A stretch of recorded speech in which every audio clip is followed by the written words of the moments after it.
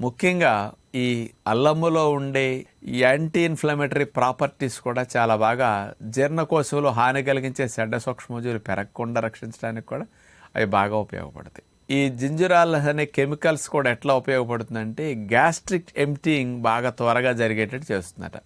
ఆహార పదార్థాలు త్వరగా జీర్ణమై త్వరగా పొట్ట నుంచి ఖాళీ అవటానికి, గ్యాస్ట్రిక్ ఎంప్టీయింగ్ చేయటానికి ఈ అల్లములో ఉండే కెమికల్ కాంపౌండ్స్ స్పెషల్గా ఉపయోగపడతాయి. తద్వారా ఏమవుతుందంటే పొట్టల ఆహార పదార్థాలు పొలవకుండా కిందకు త్వరగా జరిగి వెళ్తాయి అన్నమాట.